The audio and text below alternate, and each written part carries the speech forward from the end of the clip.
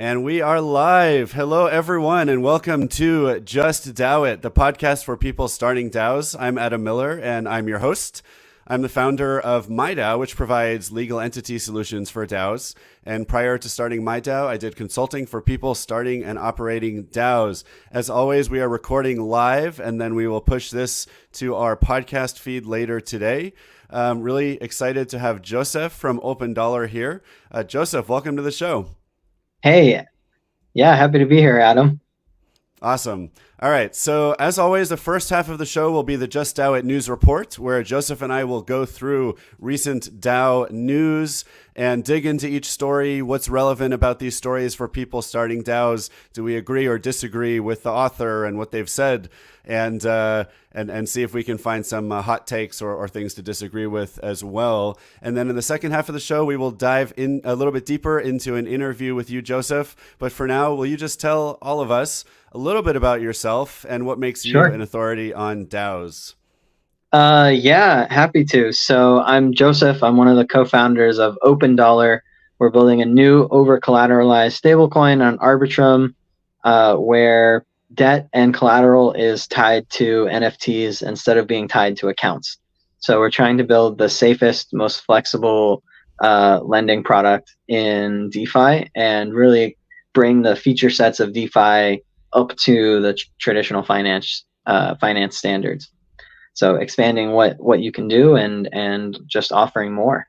Awesome. So I've been working for DAOs since 2019, 2020. Most of the last 5 years I spent working full time for different DAOs, and I've contributed to Metacartel, Raid Guild, Hero DAO, Raid Brood, Public Nouns, and some other public good type things. I was the first developer relations person hired at Gitcoin in 2018, and really excited to just see more people getting into it and seeing all of the things that DAOs can improve upon and help people with. Awesome. Fantastic. Very cool. All right. So let's dive into this week's Just DAO It news report. As always, I'll summarize each story and then we'll dig into them a little bit. So the first story of the week, this is a long, great article on Mirror by Spencer Graham. It goes by Spengra. Love Spencer. Right? I know. Same here. He's such an OG.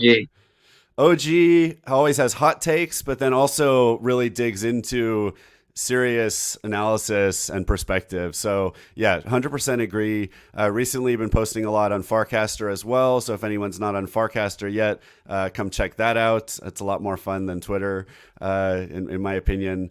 I think most people who are using it would agree. Are you on there, by the way? Are you on Farcaster? Yes, I'm on Farcaster, Sweet. Cup of Joseph everywhere. And it just hasn't put enough serotonin, what's the happy chemical? Dopamine, that's what it is. Yeah, it just doesn't give me the same instant dopamine that Twitter does. So I'm not addicted to Farcaster yet, but I'm looking forward to being so. Interesting. All right, it's funny. I think I avoid Twitter because I don't like things that put me in that scenario where I feel like I need the dopamine. But at the same time, they've definitely optimized well for that. So, all right. First story of the week is the headline is Anti-Capture Towards a Framework of Capture-Resistant Governance. Many contributors, also many of whom I'm sure you and I would both know, but again, written by Spencer.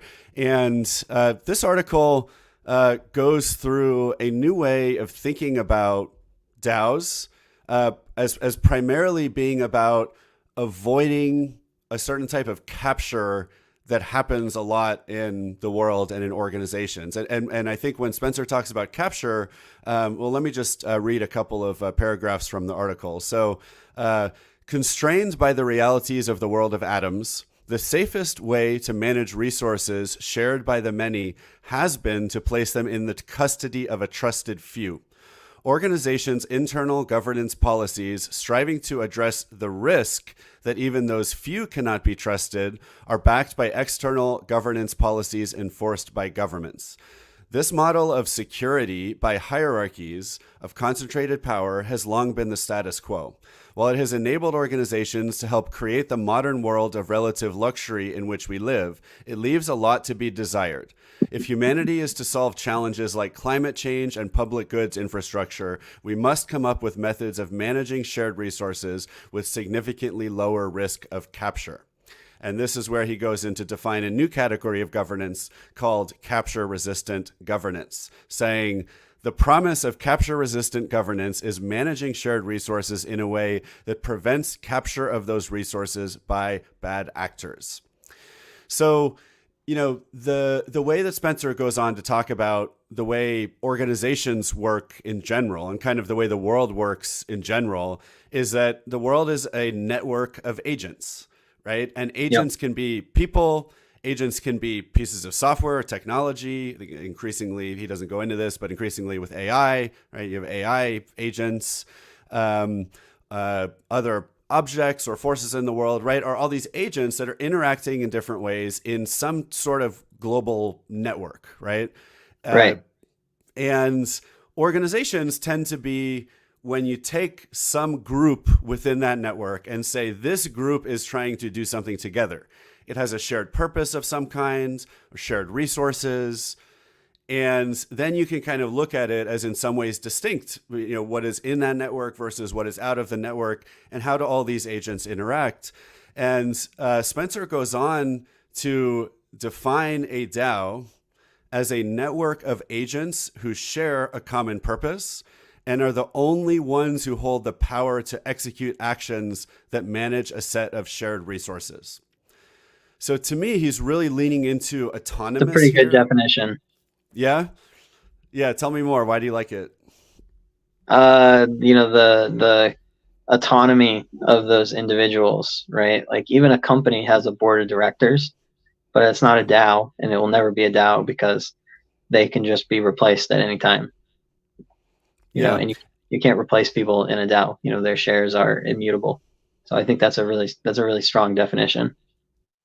I mean, I feel like can't a DAO, if a DAO wants to elect a board, then they can replace that board anytime too, right? I mean, maybe, I guess to me, it seems like maybe what he's trying to differentiate is that a board, it would usually be governed by written documents that are enforced by a government. But the board has to follow those documents and the government has to force them to do what they say they're going to do. Otherwise, they don't have to. Versus maybe if it were a DAO, there would be this like, you know, built-in on-chain enforcement of the rules of the board, and they wouldn't be able to break those rules even if they wanted to. Right. Yeah, I mean, my I don't know if you're ready for the hot take, but my hot take on that is, you know, DAOs governed by smart contracts, right, which are immutable code on chain. And actually, this time right now that we're living in, like this moment, is the first time in all of human history where you can enforce an agreement non-violently with a smart contract, right? Because for all of human history, you go back, okay, there's cavemen, and, you know, give Grug one rock. And if you don't give Grug one rock, like, Grug beat your head in with rock, right? And then you go forward in history, and then you get to, you know, feudalism, colonialism, you know, all of modern history, all of modern capitalism. And if you violate an agreement that you make with someone, that's a handshake paper agreement, and you can try to enforce it yourself. But if someone says no, then eventually you go to court and the judge says, okay, here, pay this amount, and decides. And then what? And then if they still continue to say no, then the police come. And if they resist, then there's violence. Or if this is not between individuals, if it's between, you know, actors that are, like you said, could be other governments or nation states, right? If two nation states have a disagreement about where a border that was arbitrarily made in 1517, for example, if they have a disagreement about that, then there's violence. There's violence because that's the only possible way to enforce things. And actually, all of human history can be separated into two times: the times before 2017, where agreements can only be enforced with violence, and the time since then to now, where agreements can be enforced by autonomous smart contracts and code that we write for DAOs and other platforms. Yep. I love that. That's And so that's my are hot, you saying that's to, my hot take. it's awesome. Crypto is peaceful money. Open dollar is peaceful money, and we're going to build the world's first ever peaceful financial system. Interesting.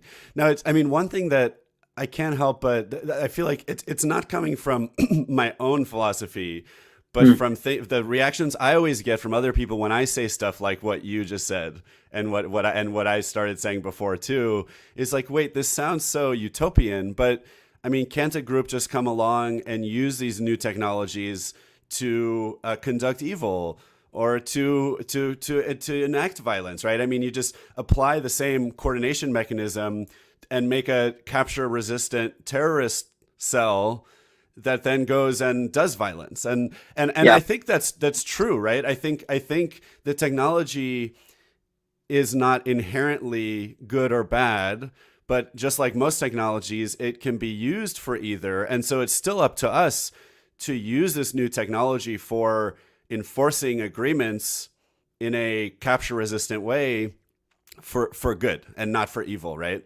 Right. Otherwise, just because the money is nonviolent, it doesn't actually mean there's not going to be any violence, right? For sure. Yeah, I mean, it's a step towards, every time somebody invents something that is helpful, every time someone creates something that is peaceful, that's a step towards utopia, I guess. I mean, I'm not disillusioned to say, oh yeah, everyone's going to use crypto and then we're going to live in utopia and pump my bags, right? No, that's not realistic. That's not going to happen. But I will say, the peaceful part and well, can't someone use it for bad, use it for evil? Of course, like, people can use everything until the end of the 90s.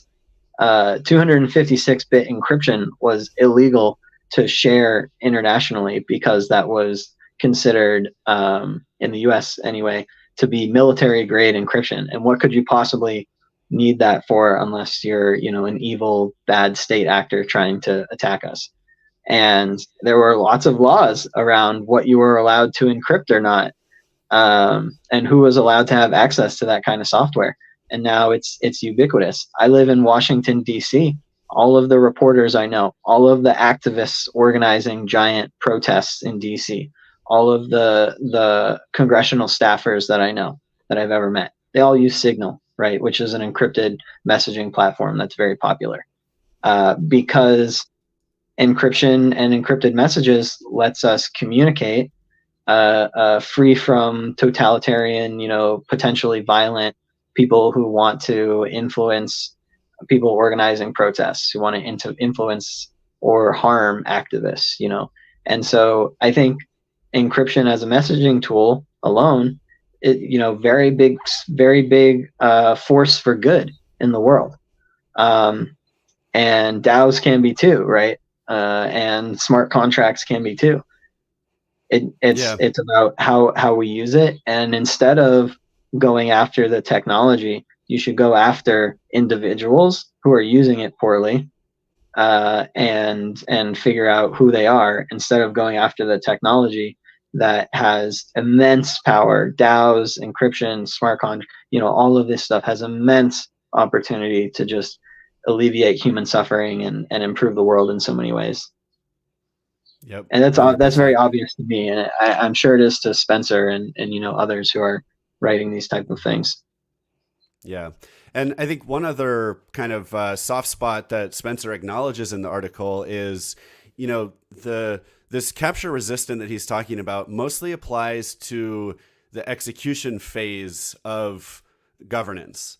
And so it's the step where we all voted to spend money a certain way. Now, rather than having to trust someone to spend the money that way versus, and if not, again, go to the courts, like you said, and use violence against them to force them to do it, just have that money be spent automatically. But I think the reality is that most of what we do in organizations still can't be automated and done autonomously. I mean, even though now we can control software and we can control money, which is massive, right? There's still other stuff. Like if you say, okay, we have a proposal to tell this person to like shower before they come into work. I don't know why that's the example that comes up for me, but shower before they go, or change the sign on the outside of the building, or move their stuff out of their office because someone else is supposed to be in the office. Like lots of all these human things. Well, then the human still has to go do the thing, right? Otherwise, you still will resort to either taking away their money or using violence to kick them out of their office or whatever it is. But at least these core functions of organizations for the first time can be automated. Right. I mean, there's always going to be human element. I'm not going to say, oh yeah, DAOs are going to be able to do all this IRL stuff through robots and whatever, maybe. But the world of automating digital financial transactions and how money is spent between groups of people, that's like most money. Like most money spent by organizations and most money is digital now. And deciding how to use that and being able to execute things autonomously, that affects most people. So, I still think the scope, even if you limit it to just groups making financial transactions, is huge. Arbitrum DAO has $6.4 billion worth of tokens in it right now, and in ETH and USDC and whatever else they're holding, right? 6.4 billion treasury for Arbitrum DAO, and it doesn't have a CEO. There is no other organization on earth that has that much resources and doesn't have an executive that makes a decision at the end of the day on what to do with it. That, just as an experiment alone, that is definitely worth pursuing. And I'm very excited to see how it goes. Yep. That's awesome. All right. Speaking of money, and I imagine that Arbitrum will be giving away a lot of that money to people building public goods. I hope so. Yeah, I know, right? The next, because I mean that's the thing, right? They could also just vote to get. I mean, there may be mechanisms in place, including legal ones, to prevent this, but those people could just vote to give themselves all the money, right? If they wanted. We should absolutely do that, just as a test run, just to see what happens and to see how resilient the DAO actually is. If I had enough delegation, and you can delegate your ARB tokens to me, by the way, but if I had enough delegation in Arbitrum DAO, I would 100% make a proposal that says everyone who votes yes on this proposal gets an equal percentage per rata amount of the treasury, and everyone who votes no gets nothing. And then and we're going to drain the treasury and give it to everyone who votes yes, just to test and see how resilient, how DAO-y are the DAOs. Right? Just go for it. Why not? Yeah. I mean, I believe as much as anyone, including you and Spencer, that DAOs are absolutely revolutionary and an exponential paradigm shift in how organizations function, most of what we do revolves around organizations. But I still feel like we're building on a foundation that we're not getting rid of anytime soon, right? Like there might just have to be a rule written in a document that says that like the Arbitrum Foundation is not allowed to just give the money to itself, to its members, right? And then we still have to follow it. And if people don't follow it, we got to take them to court, because otherwise then then it's not capture. Otherwise it's not capture resistance. Because if people decide just to give themselves all the money, haven't they captured? And especially if they do it in a way with such strong incentives against resisting, by saying that if you vote no, you don't even get any of the money.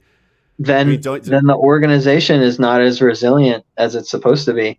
And also there's a big difference between the foundation and the actual DAO, because the money in the treasury is not governed by paper. It's governed by the ARB token voters. And that's true for, Open Dollar's treasury and many others. You can write whatever you want on paper, but the tokens are going to go wherever the execution on chain happens, because it's autonomous. And that's the power that we've given it. If you want to participate in an organization that has written rules about, what it's allowed to do with its money.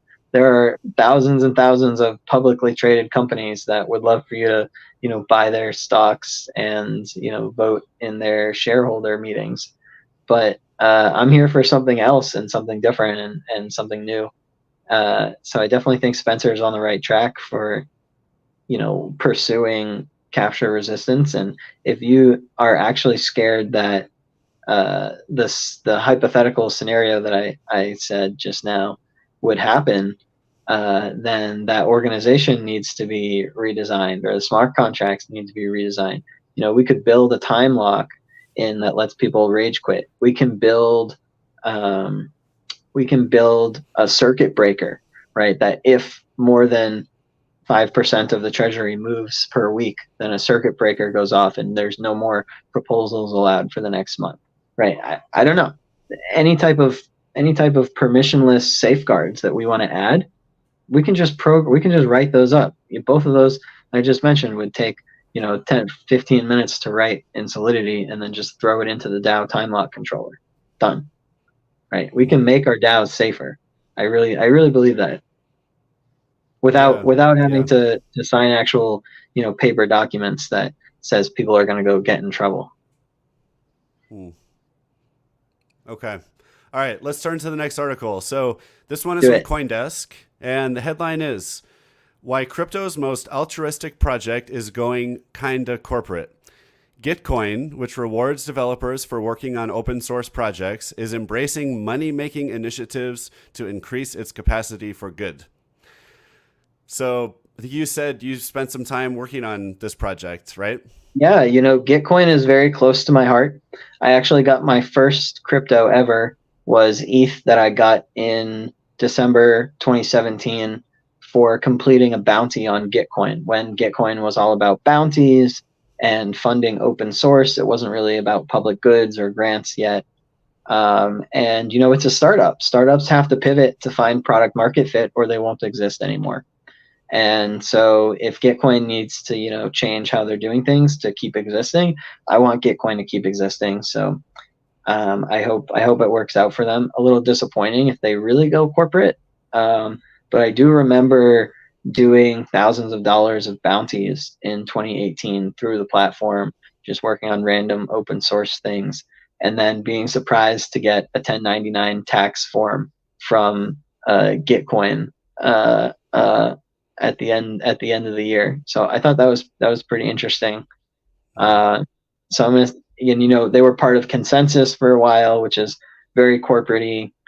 I also worked at ConsenSys for about a year, but yeah, it's not a huge surprise, and I really just wish them the best of luck, and I'm sure they'll figure it out. Yeah, and look, part of my hot take is just because you're trying to be economically sustainable doesn't mean you're going corporate, right? Like, I think that's probably just the editorial kind of perspective that this writer was trying to take. But there's really nothing, necessarily wrong with trying to be sustainable. In fact, it's kind of something you have to do, and it doesn't necessarily mean you're quote unquote corporate. One line I took away from the article that I thought I would just expand on a little bit from my own recent experience giving to a project yesterday or the day before. So the line from the article is, Gitcoin is looking to use its expertise in grant giving to help other funds better distribute capital. And I noticed this when I was on Gitcoin the other day, basically voting by making small donations to a couple of projects, that a lot of the system seems oriented around a third party coming in and saying, okay, we have a fund that we want to give money or invest money in a certain purpose, but we're going to allocate it by letting the users of Gitcoin vote with their action, right? Vote with their money on which projects should get funded by our fund. And so it did already seem like they were facilitating other people giving money for whatever purpose they want, using the Gitcoin quadratic funding approach. And that seems very cool to me. I mean, I don't see why there should be any problem with that. Yeah, it's awesome. I can't wait to see it. I think quadratic funding really revolutionary, not something that exists in traditional finance or traditional, donation giving. And it started off as an experiment. Gitcoin has done so many experiments because they're really innovators, and Kevin is really an incredible leader. So I'm very excited to see that, and I hope someday they can completely take over and start having actual corporate donations. How much money does Deloitte give away every year? I don't know. How much money Mm. does big Fortune 500s give away to lower their tax burden? And do they just yeet it into one big nonprofit that they're affiliated with? Or how much overhead do they spend? How much overhead do companies spend analyzing and researching what nonprofits to give money to? Let the masses decide. Maybe there's a big competitive edge, and they can earn a ton of fees that way. I don't know, Mm. but Mm. I'm very optimistic for the future of Gitcoin, especially For now sure. that Kevin is getting more involved again. Yeah, cool. Awesome. All right, the next article of the week. This one is from Mirror again, from Tally's blog on Mirror. And the headline is DAOs have more power than you think. So this article first, and by the way, written by Kyler, W56, also on Farcaster as well as other places. First of all, shows some screenshots of just how many articles have been written over the past year and a half with headlines like, "Are DAOs dead? Is 2023 the year of the DAO, or are they already dead?" Reddit, popular Reddit post, "Are DAOs dead?" People saying, "If you're in crypto, pivot into AI." Right, all this stuff, and we've talked about a lot of these articles on the show, and how often it seems like it's just a person who's had a really bad recent experience with a DAO or a project going out of business, or maybe it was hacked, or that person, fell out of favor with the project, turning that one experience into a conclusion that DAOs are dead. I mean, that's like if every time you were involved in a startup that didn't go well, you came out and said companies are dead, right? It's such a gross overgeneralization. It's kind of insane. At the same time, I can't argue with analyzing the environment and asking how are DAOs going, and that's what the article does, and concludes that actually DAOs are going very well. And whether you look at the total value locked, value that's managed by DAOs, which admittedly that's always going to go up when crypto goes up and down when it goes down. So of course those numbers are up right now, but still that's an important number to look at. And even just the number of DAOs that are being founded, the number of members of DAOs, the Right. amount of voting that's happening, all the numbers are growing. And Joseph, I'm curious if you've had the same experience as I have over the past several months, but just my personal experience, anecdotally, DAOs are blowing up. I mean, people are starting DAOs left and right. They're DAOs that maybe were going slower for the past year and a half because you had fewer interest and token prices were lower. So native token prices were much lower.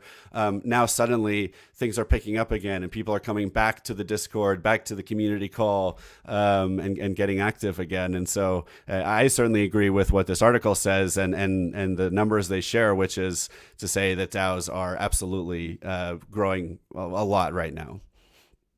If I had to summarize, Adam, I would say DAOs are so back. Yeah. Yes. So Hey, you know true. what? You know what? You can say, hey, Constitution DAO was a big failure, and it didn't buy the Constitution, and and there hasn't been anything as big as that since. So DAOs are a big failure. All right, go to juicebox.money and go look at how many DAOs are getting funded and how many millions of dollars are getting bootstrapped into DAOs. And the growth of projects like Juicebox that are helping DAOs raise money is crazy and awesome. I Mm. saw one just last week. It's like cryogenic research DAO, and they raised like $1 million to do research on cryogenics. I'm like, wow, that's insane. So cool that Yeah. if you wanted to go raise a VC fund or start a nonprofit, or what would be the overhead of starting a cryogenic research fund? That would be insane. Like, it would be so much work. It would take years. And that, but someone on Juicebox can say like, hey, let's fund this kind of research. We have a good team, and we want to throw up a crowd fund and make sure that everyone contributing to it actually owns a part of it, right? And gets to decide how that money is spent. Boom, and it takes 10 minutes, probably takes 3 minutes to start the fundraiser and people to throw ETH into it. And now there's an organization that didn't exist that's funding cryogenic research, which I don't know anything about, but like, that's so cool. Mm-hmm. Yeah, it's awesome. And I think it kind of touching on something we were talking about earlier, one of the things that makes it so much easier and safer to just ape into like a random research project that was started 3 minutes ago is that it's being controlled transparently by you, the person who just aped in, and all of the other members, not some board or CEO that you have to trust is just going to run away with $1 million. I mean, you still have to make sure it's not like a fake smart contract, or like the project isn't even real and they're just tricking you into giving you their money. But like, assuming you can look at the smart contract, or it's on a platform, maybe like whether it's Nouns or some other like platform that is a trusted set of smart contracts that are used by tons of people with lots of money under management, right? And now you ape in, and the risk is so much lower than it would have been if you had like run into someone on the street who was like, give me $100 and we're going to go do cryogenic research. I mean, you would almost virtually never want to trust that, right? And now we've created a world where if you know what to look for, and you know how to evaluate at least just the basics of like, is this a real project? Is this a real smart contract? It's been audited, whatever, right? Now you can trust and invest and ape in, and you're generally safe. Yeah, that's why platforms like DAO House are so incredible, because you have this standardized feature set of the DAOs on the platform using Moloch. Rage quit is so powerful, where there's a proposal that you don't like, or someone is trying to steal all the money, you can rage quit the DAO and delete your shares in it and take a pro rata amount of the treasury with you, right? So if you own 1% of the DAO and someone is about to steal all the money from it, there's a delay of a few days, and you get to, if the treasury has $100 in it and you own 1%, you get to take $1 with you and just leave whenever you want, right? And so those are safety mechanisms that make DAOs safer than other investment organizations, than other, donor organizations, religious organizations. And they're just, if it's designed well and it's designed in a standardized way, it can be safer than anything that exists in TradFi. There is no company where you can rage quit the stock if you don't like what the board is about to vote on, right? That's not an option. And so just giving people more options and autonomy like that, definitely worth pursuing. I think you're right to put a big asterisk on it about, look out for scams. But yeah, that's why, DAO House is awesome. Juicebox is awesome. And these people, standardizing it, like Spencer and others that we've mentioned, are going to be huge MVPs just as DAOs keep growing, I think. Yeah, absolutely. All right. Turning to the next article. This one is from CoinDesk again. And the headline is, Japanese lawmakers want to carve out new Web3 policies. CoinDesk Japan. We would like to grasp the current situation in areas other than decentralized autonomous organizations and identify new important points for policy, Congressman Hideto Kawasaki said. And he said other than because they already had announced something about DAOs recently. The one thing I want to highlight here, aside from it just always being exciting when more governments are, getting engaged with the space and thinking about how do we create the right legal and regulatory framework. One interesting thing that was mentioned in this article is that they're trying to figure out whether or not companies need to implement a smart contract to be classified as a DAO. And I think that kind of reflects like a conversation that I have occasionally with folks in the space, which is like, if you're not using a smart contract, can it possibly be a DAO? or like, do you have to use smart contracts to manage your money, to do your voting on chain, track your membership on chain with a token or otherwise to be considered a DAO? And usually I say, yeah, that's part of what a DAO is you're using smart contracts for one or more of membership tracking, proposals and voting, governance, treasury management, software control. Otherwise, you might be like, I'm not going to blame you if you're like, oh, we're a startup DAO, where that stuff's coming soon. Okay, fine. I'm not going to say don't call yourself a DAO. But if you're never planning on doing anything on chain, I don't see. No, I mean, maybe I guess going back to like what Spencer said earlier, if there were another way to build a capture resistant organization or capture resistant governance framework, maybe that could qualify as a DAO. But smart contracts just are the only way we know how to do that today. So in practice, that's the only way to be a DAO. I don't know. What would you say, Joseph? I would say if someone has figured out a way to execute code autonomously in a permissionless way that nobody can possibly interfere with, and that is completely capture resistant from state actor, hostile nation states, like Ethereum smart contract platform is. And it's really about writing code and executing code, right? If someone has come up with a way to execute code without Ethereum smart contracts, please, for the love of God, call me. I'm going to give you all of my money. I'm going to invest in you. If you figured out how to do this without blockchains, please, I'm going to double mortgage my house, and I'm going to invest. I'm investing it all. I'm throwing it all in on that. And I have absolutely no idea what that would look like. And if anyone can figure it out, go for it. But it seems like that is already a solved problem. And we figured out how to do it through smart contracts on Ethereum using blockchain technology. It doesn't need to be more complicated than that. And I totally agree. There's no other known way that humanity has figured out how to execute code autonomously. And that comes back to this, two sides of history where you have before and after smart contracts, basically. And the difference in the timeline and the history is not going to be very apparent right now.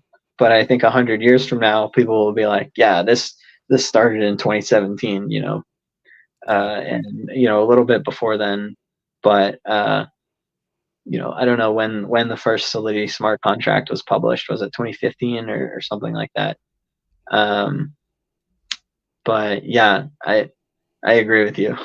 Yeah, and I think the other thing too. So, people ask us a lot in the Marshall Islands, how could it possibly be safe to allow people to have legal companies with anonymous members? People like the IMF and the Asia Pacific Group and the US, they're always asking us questions like this, right? How could that possibly be safe? And there's actually a really good answer to the question. So first of all, think about a traditional company. And let's just talk about Delaware, because so many companies get registered in Delaware. You can think about any jurisdiction you want, but register a company in Delaware. How much visibility does Delaware have into the financial activity of that organization? Zero visibility, zero, right? You could argue they can go look at the IRS tax returns or something, but that company's money is in bank accounts. And the government trusts the banks to or in cash. Regulate the use of that money, which they do not do well. Or in cash, it's a cash-only pizza place. You have no idea what they're doing in there. Right. Absolutely. Zero visibility, right? And you're just trusting law enforcement will somehow figure out if something bad's happening. And by the way, there's plenty of reports about how often banks get fined. I don't know if it's JP Morgan's been fined like $40 billion over the past decade for facilitating money laundering. Like it's insane. Yeah. Whoops. Now with a DAO, because DAOs are run using smart contracts, when you register a DAO LLC in the Marshall Islands, for example, the only way for your legal company to wrap the DAO is you have to tell the world what smart contracts are running the DAO. What's the smart contract that tracks membership? What's the smart contract that keeps the money, etc. Now, how much visibility do you have? 100% visibility into not only all the DAO's money and where that money has always been and where it always is in the future, right? And not only that, but every single member of the DAO. Not just, what are they doing with it now? Indefinitely. Right, right. And every single member, even if you don't know their name, you can watch all of their money, again, from history all the way into the forever future for every single member of the DAO if you want to. Now, that might actually sound scary to people that think of the blockchain as a place where you can have privacy. That's a whole separate question. And there obviously there's ways of trying to have more privacy. But from the perspective of regulatory compliance of companies, this is a much more transparent way to have a company because they're using smart contracts. So I would tell the Japanese government, yes, probably if you're going to treat this type of company, a DAO, differently from a different type of company like we do in the Marshall Islands, yeah, like if it's the fact that they're using smart contracts that makes them transparent and compliant in a way that should make you feel comfortable allowing them to have anonymous members. So probably if you're going to have a law that only applies to DAOs, part of the requirement should be that your DAO is run using transparent, open smart contracts. I think so. I think definitely. Yeah. Really good points. Cool. Thanks. All right. Next article, possibly the last article of the week. Actually, it's a tweet. So going back to X here, this is a tweet about a article from Wired. I'm going to start with the article and then let's just back up into these two tweets because they're both really funny and I think trying to be ironic, but also touching on some of the are DAOs really working or not conversation we've been having. So first of all, the article from Wired was headlined "A Dangerous New Home for Online Extremism. Decentralized autonomous." Oh, yeah. Okay. I saw it. I'm sure you saw it. Yeah. Sorry. I didn't mean to interrupt. No, it's okay. Yeah. Obviously, anyone who's really into crypto probably saw this article and saw people talking about it already. This was a few weeks ago. So the subtitle is "DAOs offer independently minded internet users a safe haven, but it's also a boon to those with a darker purpose." So this whole article in Wired, basically it seems like a scare piece, right? Just trying to scare people about DAOs and how they can be used for evil. Doesn't really mention like how that compares to how you can use other organizations for evil already. It doesn't even mention any statistics about whether this is actually happening, and what level. Which may not be. It was really just a scare piece, and this was, I think, really upsetting to a lot of us in crypto because a lot of us probably grew up reading Wired and read Wired today and really enjoy a lot of the research and a lot of the articles. I've been reading this thing for pretty much my whole life, as far as I can remember, and it's fun. And so now it is offensive and it's annoying when you see someone like Wired publish an article like this. But I want to read the two tweets because really part of why we're highlighting this now is because these are a couple just really funny tweets. So the first one is by TK or Tom Kaisar, mentions the author of the article and says, "Considering it's clear that you've never been in a chat group with anything related to DAOs, I'll leak you the secrets." So here I'm going to tell you what a DAO really is. It's just 200 guys and 10 guys pretending to be girls saying "when airdrop" over and over again. So now I think, again, there's a little bit of truth to this joke because, classically, there's been a lot of men in crypto. It's been harder to get women involved at times. And there's also, of course, been a history of just people airdrop farming and trying to get rich quick and going all the way back to ICOs. So let's talk about that. What about Meta Gamma Delta, which is a DAO sorority to get more women into crypto and teach them programming skills for free that was funded partially by Meta Cartel and is just out there, teaching more women engineering skills that they don't necessarily are always, invited to, right? Oh, I guess that is, part of this evil underbelly. Just lazy reporting. I hate the whole thing. It's just so frustrating. Yeah. No, for sure. And, I think, again, I think there's a little bit of fair criticism here, right? But mostly they're trying to tell the person who wrote the article exactly what you just said. And then, so another guy, Andy 8052 on X, again, comments towards this article, says, "Imagine thinking DAOs were this good at coordinating." So again, kind of poking fun by saying, well, okay, I mean, if DAOs really worked, you could use them for online extremism, but they're not that effective. And again, maybe again, just a little bit of truth here. Obviously, there's ways you can criticize DAOs and say, where are they working better? Where are they not working as well? But mostly joking. And I think both of us know that actually DAOs can be incredibly good at coordinating in ways that were not even possible, 10 years ago, that now we can coordinate at scale in these new ways. So yeah, the scaring everyone about the alt-right side of DAOs or of crypto, or it's faux libertarian origins or something. It's just so played out and just obviously untrue. Like the idea of taking banking monopoly away from giant mega banks that are constantly every day facilitating money laundering as part of their business model, and putting that into collective control of the people actually using it. Obviously, that's extremely progressive ideologically.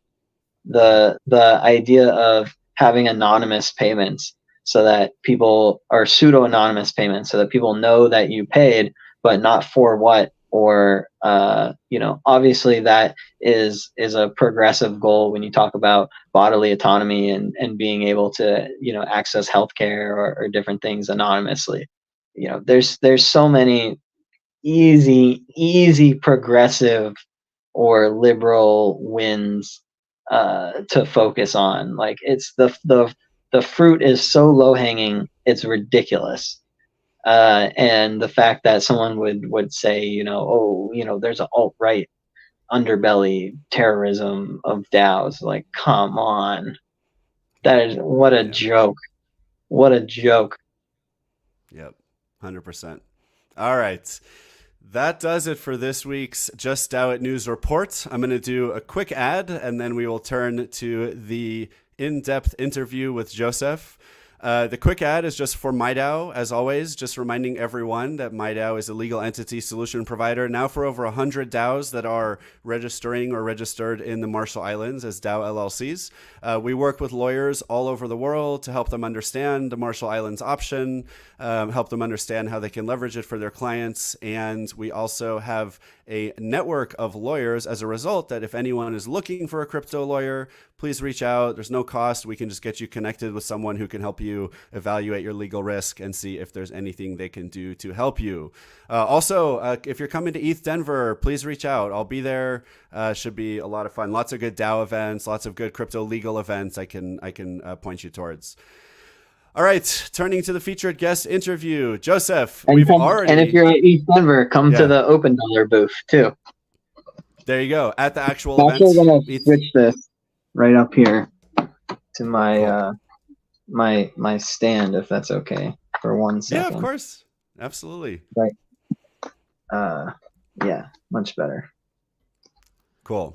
Yeah, and I'm as excited for BITL week, right? The week leading up to the actual ETH Denver. It tends to be when a lot of the DAO events are, the DAO focused events are. So there's How to DAO, there's a DAO legal event, there's a glass blowing event to learn about DAO legal issues, all kinds of cool stuff happening. All right. So Joseph, we've already dug into a lot of important DAO related topics. We talked a little bit about your background, but would you just tell us a little bit more? How did you get into Web3 and DAOs in the first place? And how has that led you to what you're actually working on today? Yeah. So how did I get into DAOs, basically? Can you still hear me okay, Adam? It might be going in and out a little. I wonder if you could get a little bit closer. All right. Let me see if I can do this. Sorry. Maybe you can cut this. Well, we don't edit, unfortunately. we cut the production budget when the bear market started. Oh, yeah? Yep. So I'm just embarrassing myself then. Got it. All right, let me bring this over here. We're good. So. All right. Oh, that's not good. It's gonna fall. Sorry. My tripod is falling over. All right. So how did I get into DAOs? Yep. Yeah, I guess I was at ETH Denver, and I got the chance to meet Peter Pan, and a few other Metacartel OGs like Yaler, and let's see, who else was there? I don't know. Pioneer Pat kind of introduced me to everybody, and they basically were like, "Hey, we're having this luncheon, and you have to come because this is going to be huge." There were basically only two DAOs at that point, right? There was Moloch DAO, and there was the DAO, the Ethereum DAO, which was, had the hack and didn't really exist anymore. So it kind of... What year are we in? What year are we in right now? 2019. 2019. Okay. Yeah. So we had the DAO hack in 20, I think that was 2017 or 2018. And that was like the DAO, right? That was created by Ethereum for Ethereum, and I think it had something like 30% of all of the ETH in it, and it led to this big fork, and no one had really tried DAOs because it went so badly, right? And there was Moloch DAO, which was trying to get started, and Metacartel came around and said, "Hey, we're just gonna put a few hundred ETH into this treasury. We're gonna give it all away with no strings attached." And it was really the first, I think, radical public goods experiment. We didn't call it public goods then. That wasn't really part of the crypto vernacular then. But it was really just, let's give away this money to whoever's building cool stuff, and build a cartel and test out these DAO theories that we've been experimenting with, but haven't really been implemented as a product yet. Right? There was no productized DAO at that point. And so my interest really started with Metacartel and getting super into that. And then in 2020, crypto was finally useful for the first time with DeFi and NFTs and all this other stuff. And there was a lot of projects building. And so I joined Raid Guild, which was, and still is, a product development shop, which is kind of a collective of a bunch of freelancers. And I had been doing freelance software development for a long time. I've been a freelancer for years, but the amount of power that you get from teaming up with a couple people in the DAO and saying, "Hey, I need a designer for this project, and I need one other front end," and then coming together and being able to work as a collective and actually own instead of being hired as a contractor somewhere, but owning the organization in the way that it was structured was incredibly powerful, and I'm totally sold on it. I think it's one of the best possible models for hiring people and for working, and I really think DAOs could be the future of work too. So everything has basically come from that, and then I've had experiences since then, but that's basically my origin story. Yeah. Okay. So I got to ask you, because I love having the chance to meet real OGs. I got involved in DAOs around 2021, which is really early in the grand scheme of things, but there were already hundreds of successful DAOs by then. And so I kind of have always felt... You don't hundreds think so? of successful ones? I don't think so. Tens of successful ones? Okay. Maybe hundreds of total DAOs. Tens of successful ones. Maybe something like that. Sorry, I don't mean to be pessimistic about it. No, it's good. Well, now I feel better because I'm even earlier than I thought. I mean, frankly, I usually, I have this chart. I'd have to look at it to remember exactly what I put where in terms of when there were 10 and then 100 and then 1,000, and certainly sounds about right in terms of what I remember. But it was the end of 2021. Over my Christmas break, when I still had a job at a big finance company, I spent my entire 2 weeks of vacation doing DAOs and DAO related stuff, and then starting Yeah. DAOs. And deciding I would to quit and get into DAOs professionally.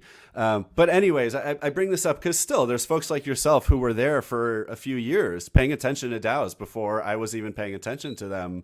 I'm curious, is there anything you feel like people that are a little bit newer to the space miss because they weren't there for those first few years, or that like some institutional knowledge or memory that you feel like is valuable to pass down to folks like myself and of course people in the audience too, that you really only know if you were there at that time? Yeah. Rage quit is a huge innovation. You have no idea, or I'm not going to say you, because I'm sure you do, Adam, because you're an expert, but a lot of people starting things now or trying to figure things out now have no idea how powerful rage quit is. There's nothing like it. Rage quit, we mentioned it earlier, but the ability to quit and take a portion of the treasury with you whenever you want, that's pro rata for the amount of shares that you have in a DAO. And it just makes it safer. It means that the DAO can take more risk, right? And if your goal is not to pump your own bags, if your goal is to build an actual, DAO that is like Spencer's article was about, is capture proof and built to last, then I think a lot more DAOs should look into how to do that and how to have more safety guards like Rage Quit. The other like deep lore that I could share is I've seen a lot of like NFT DAOs, quote unquote, use Snapshot that's off chain, which isn't great. But the real thing that I've seen a lot of is almost everything passes, right? If you go to Uniswap DAO, if you go to Arbitrum, all the optimism grants, right? All the biggest ones right now, there's very little contentious votes.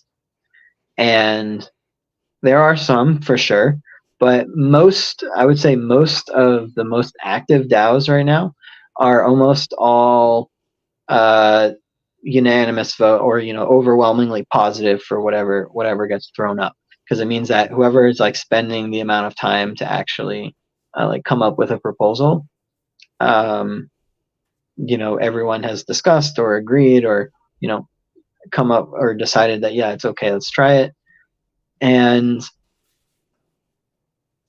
I think at the beginning there was a lot more contentious things going on. There was, we're rage kicking people that we didn't like. We're rebalancing the amount of shares that go to everything. And people should vote no more often. And if your DAO doesn't have anyone voting no, you're just going to vote yes on everything, then you're probably not innovating or experimenting as hard as you could be, right? You're probably not going for the moon. Arbitrum has $6.4 billion. Go do something crazy, and if everyone is just like, asleep at the wheel and just letting every single thing go through, then that's another way to capture is just by having positive vibes and getting everyone to agree on things. So that's a few things maybe that's interesting, but just some observations of mine.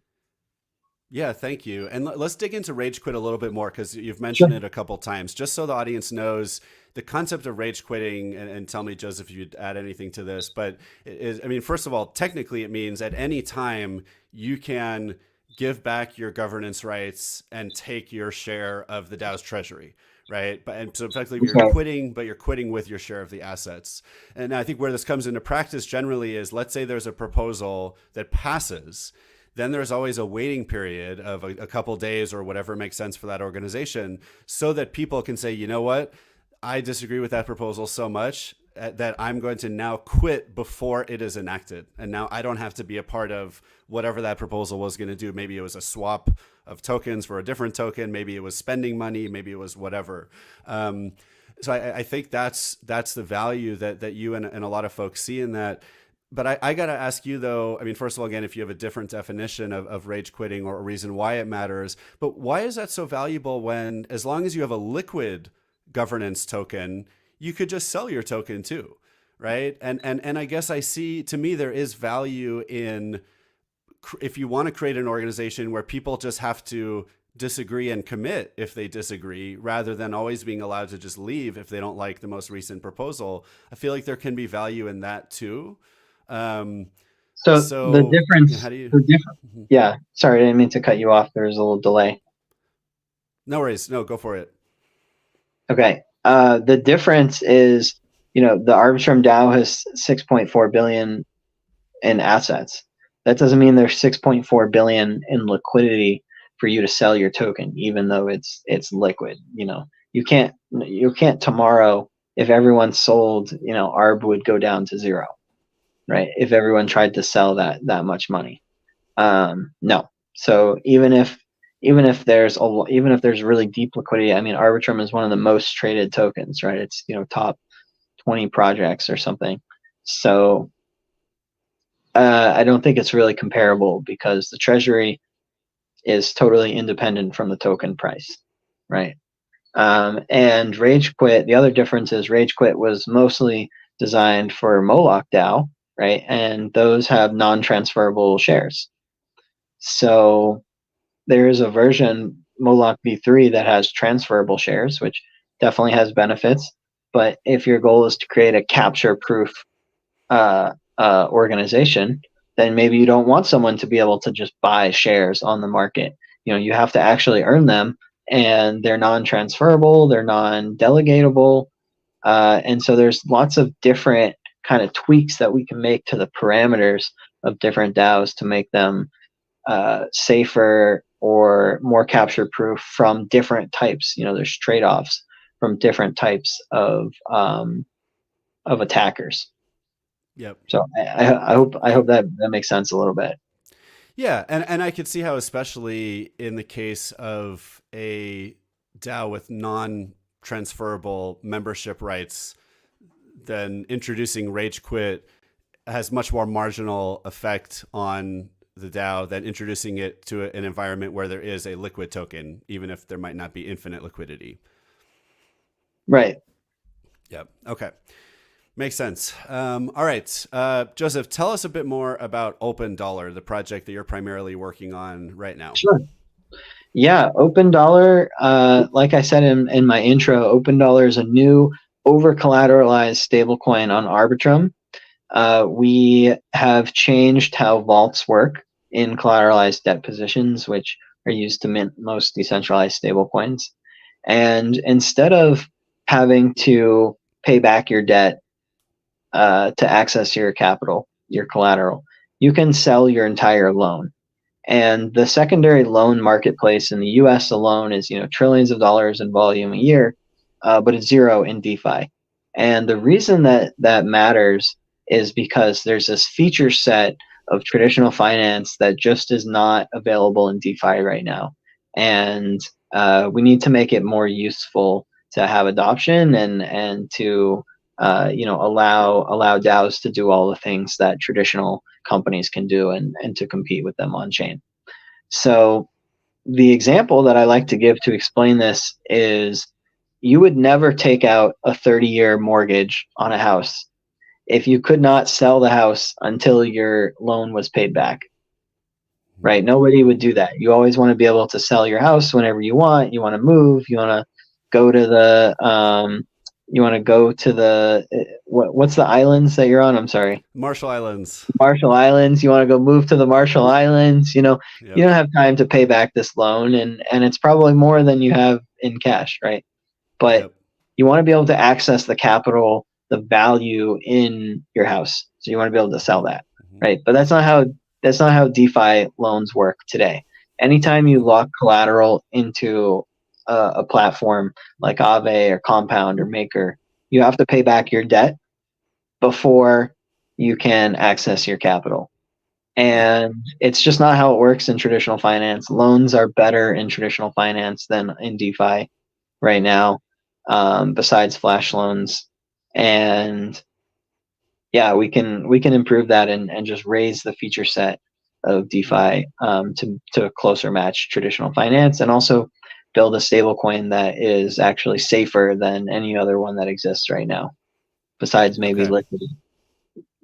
All right, I want to dig into this in a little more detail so I can really try to understand what's unique about Open Dollar. So first of all, let's touch a little bit more on the that difference you're describing between TradFi loans and DeFi loans, and how collateral is involved. So Yeah, am I understanding you correctly if I say that part of the difference has to do with the fact that in DeFi, because we're not using identities and court systems and traditional contracts and stuff like, and credit scores and stuff, you have to actually give your collateral to me for me to be willing to give you a loan, versus in TradFi, which is the world we live in, because of all these systems, I don't have to actually give my house to you for me to use it as collateral. You know that if I don't pay back my loan, you can come after and take the house, right?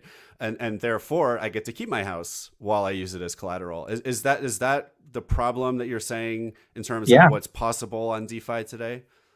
right, right. And the culmination of that is that loans are tied to accounts in DeFi, right? They're tied to an account, and your debt is non-transferable, because if you could transfer your debt, you would just send it to zero and send it somewhere else and then run away, right? Because anyone in Yeah. crypto can run away. But with our non-fungible vaults on Open Dollar, the collateral that is backing the OD stablecoin, and the debt, the amount of stablecoins that you've minted against it, are tied to this vault. And the vault itself is transferable, which means that the whole loan is transferable. You can get out of a position without having to pay back your debt. So if you are leveraged up, on the collateral, then you don't have to go find capital somewhere else to avoid liquidation. You can just sell your entire loan. And vice versa, if you're holding the stable coin and there's a depeg event, or you just want to get out of it for some reason and there's not enough liquidity, you can buy someone else's vault and redeem your stable coin for the underlying collateral, right? And get out of it at any time, because it's always fully backed. And so when USDC depegged, at 2 a.m. on a Saturday, you don't get to call up Circle and be like, hey, they're the issuers of USDC. You don't get to call them and say, hey, send me 2 treasury bills. I'd like to redeem my USDC for the dollar value of it, of the collateral that's backing it. And then they send it to you autonomously. They don't do that. They're never going to do that, ever, because traditional finance, like, that's not something that they do. But on Open Dollar, you can redeem your stablecoin for the underlying collateral through these transferable vaults. And I think that is going to make the stablecoin system safer. It's going to make it so that we are actually building safer stablecoins in crypto that are decentralized, instead of relying on USD backed ones like PayPal USD or USDC, right? So we can actually build systems with these safeguards that are safer and decentralized, rather than relying on custodians. So I'm really excited about that. Yeah. Okay. So you're saying actually one of the things that's risky about the USDC stablecoin is that it's simply backed by fiat. Is that right? As opposed to vaults, which could have a more diverse investment portfolio. I mean, because so Uh, to me, I like, maybe I'll just share a little more where I'm coming from. I love USDC for our company, because when someone pays us, we don't call Circle, but we go to their website, and for every USDC that we give them, they give us $1 into our bank account, no matter what. It doesn't matter what the price, yep. what USDC is trading at. So that feels like very trustworthy, of course, unless the bank of Circle fails and loses the money, right? Then USDC fails. Is that part of what you're able to help overcome? Not necessarily just Yeah. Open Dollar, but like vault-based stable coins in general? So not in general, no. And it's not necessarily about the diversity of collateral backing it. I think US Treasury bills are more likely to be a stable asset or, maintain their price than ETH, right? ETH goes up and down a lot, Yep. mostly up, Yep. just historically speaking. But it goes down a lot sometimes, right? And treasuries don't usually do that. But there was a USDC DPEG event last spring, right? And that was a very, very hard weekend for a lot of people holding a lot of USDC. And it's not about getting dollars. It's not about being able to trade it into dollars whenever you want, which I'm pretty sure they turned off withdrawals for that at the time because no one knew what was going to happen over the weekend with Silicon Valley Bank, which went defunct and was holding 20% of the USDC collateral, right? Okay. So you can't get the treasury bills. You can get cash, right? But you cannot get the actual assets that are backing that stablecoin. They won't send you that. And they especially won't do it autonomously, and they won't do it at 2 a.m. on a Saturday. And if you go to bluechip.org, which is a new stablecoin rating agency, Liquidity, LUSD, has been rated for a lot of really good reasons as the single safest stablecoin. It has the highest rating of any stablecoin in crypto, including USDC, including centralized backed ones, including DAI and every other one on the list there. And the reason for that is if you hold LUSD, you can redeem it for the underlying collateral at any time. You can go to whatever vault is the lowest collateralized vault that means it has the lowest ratio of the value backing the stablecoin. And you can go take your stablecoin and take ETH out of someone else's vault at any time because Liquidity it's a feature of Liquidity. And it makes the stablecoin really, really safe because even if it depegs and in the market it goes to $0, you can go get ETH out of it and redeem, which is incredible feature. There's never been a currency in the history of the world before Liquidity where even if it was backed by gold, where even if it was backed by other currency, right? You would never, and the US dollar is not backed by gold anymore, but even when it was, you could never go to the Federal Reserve and be like, here's my dollar, I'll take my gold, right? That would be insane, right? But you can do that on Liquidity. And the improvement that OpenDollar is making and why that matters is in Liquidity, there's no opt-out, right? Whatever the lowest vault is, that is the one that is going to get liquidated against someone's will. And I don't think there should be any surprises in DeFi. I think it should be opt-in, and I think the people providing their vaults for redemptions should get extra yield and make a very small fee on that. And people getting out of the stablecoin whenever they want safely get to do that in a way that is not liquidating someone else's position against their will. So we can take that same feature set, and we've been hugely inspired by Liquidity and by Reflexer and people who have built other really powerful decentralized stablecoins before us. But we can take the best features of those and add our own, our non-fungible vaults and build something that is really unique that has not been tried yet. And so I'm really excited to see how that turns out and see how people use it and what else they build on top of it. Yep. That was a lot of information really fast. It is a lot, especially for someone like me and maybe a lot of our listeners that are more DAO and more into DAOs and less DeFi in some cases. I want to even keep digging a little bit more. Help me understand these vaults. And let's take the simplest. If there's whatever the simplest example is, where are these vaults coming from? Why are you saying that maybe someone owns the vault and therefore you wouldn't want to force them to liquidate it? What does that mean? How are these vaults involved in the creation of a stable coin?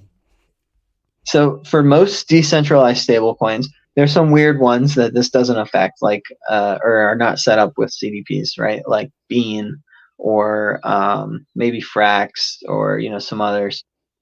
But for most decentralized stablecoins, like Reflexer, like MakerDAO, like many others, High, which is launching today at 7 o'clock.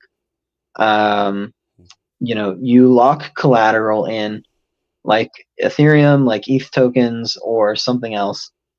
In the case of OpenDollar, it's liquid staking tokens like Lido ETH and Rocket Pool ETH on Arbitrum. And those tokens, that collateral, is going to be locked in the protocol. You can borrow the OpenDollar stablecoin or whatever stablecoin is that one for that project. You can borrow it against that collateral, and now you have a stablecoin. And people are managing those vaults. The place that you're locking it in is a vault.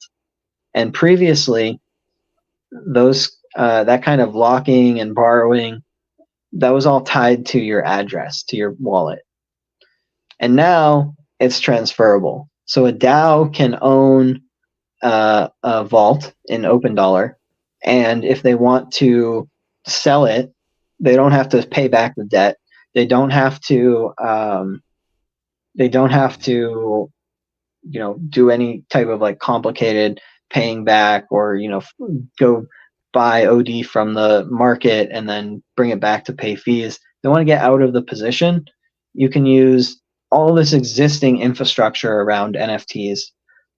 You can just sell your vault on OpenSea or some other marketplace, right? And we might make our own marketplace later.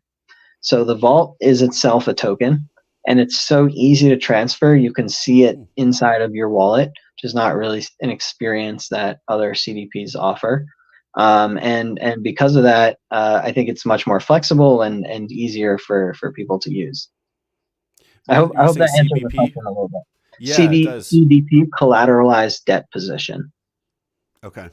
Yeah. Wow, interesting. Okay, and when you own that vault, you said people are managing it. What does managing it mean? Are you doing things with the money, or you just someone has to own it because that's just the way the economics work, but you don't really do anything with it? Someone owns it. There's an infinite number of them. Every time somebody creates a position, they get a new vault token, right? They get this new NFT of that vault. Okay. Wow. Interesting. Huh. And what happens with the interest on the liquid staking tokens? It goes into the vault and there's more collateral, or? Yeah. So OpenDollar does not take any fees on liquid staking tokens. So if you lock your Rocket Pool ETH into OpenDollar to borrow against, we don't take any cut on the staking yield. That all is going to your vault, and it's hopefully going up in value. If ETH goes down, the token might still go down in value. So there's always risk associated with creating those kind of positions. But it's earning yield for you, and you get to stack that. Cool. Okay. For you as the stablecoin holder, right? Who created the vault. Right. Because it's accruing to whoever owns that vault. But okay, you might have sold it to someone else. Got it. Okay. So when you create the vault by putting assets into it, you can then create dollars out of it for yourself by borrowing against it. But then you could sell the vault to someone else without giving them the dollars, right? Or do the dollars always go with they don't go with it, right? Okay. Right. The OD stablecoin is just its own totally separate token. Very normal ERC-20 that everyone is familiar with. Yep. Wow. So why would someone want to buy a vault from someone else if it doesn't give you any rights to the assets in it? It does. It gives you complete rights to you get rights to the assets in the vault, but you're also responsible for the debt, right? So the value of any vault might be the value of the collateral minus the value of the debt on it, right? It's both of those together. And if you're trying to get out of a position, maybe you're willing to sell it for 0.1% less than that value, right? Yeah. And then there's an arbitrage opportunity. If you're trying to get into a particular position without having to pay a lot of fees to do looping and lending, or just to buy a simple position as a DAO and make the experience simpler, then maybe you're willing to pay 0.1% more, right? And those kind of arbitrage fees, I think, will make the market really interesting, and also help prevent people from paying, 20% liquidation fees. So I think it will make the capital a lot more efficient, and just kind of unlock, these new possibilities with trading loans on a secondary marketplace. Wow. Okay. Thank you for digging into that with me. I know that was a lot. It was not necessarily what we were planning on doing, but really interesting. So yeah, we don't have a lot more time, but let's just talk about DAOs for another few minutes. So how are DAOs involved, or how will DAOs be involved in terms of the Open Dollar project? Is it governed by a DAO? Is there a DAO associated with the project? Yeah, it's actually ungoverned by a DAO. Okay. So it's governed. There's a DAO that governs it, but it's an ungovernance DAO. And so we're trying to take this principle of like minimized governance. And I wrote about this on our Open Dollar Mirror recently. I'd love to share that article with you. But there is a DAO, the ODG token holders, Open Dollar governance token holders, get to vote on what types of collateral to add to the DAO and to raise or lower the debt limit for the protocol. And there's a lot of safeguards, like a long time lock. So after a proposal goes through, if it's really bad, then people have a chance to sell all their tokens or exit their positions before it executes autonomously. And also, the ODG token has barely any control over the rest of the protocol. And there's a lot of DeFi protocols, I think, that have created DAOs and given their governance tokens like absolute authority to add extra fees, to change how it works, to upgrade the contracts, and that could change the logic of things. And mostly Open Dollar is like pretty much not upgradable. You could deploy a new version of it and then connect that to the DAO if you wanted. But we're trying to build like the most autonomous code possible, the most immutable code possible, and take away all of these parameters that the DAO could possibly update, and just say, no, we're going to set them once at launch, and then we're going for it, right? And try to have as little governance as possible, and build it for longevity. So I think there's been some very interesting attacks recently on like old defunct DAOs that could possibly upgrade their code and then drain tokens straight from people's wallets, even if they don't interact with it, because of token approvals that they set, 4 or 5 years ago. And we can just avoid all of that by designing our governance system in a way that it has like extremely little power, but still accrues value from the protocol by having the protocol fees go to the treasury and go to buying the governance token from the market. Wow, interesting. So that's a token that's already live and available if people are looking for things to ape into. Not investment advice, obviously. Not investment advice. Don't ape into things. Don't ape into ODG.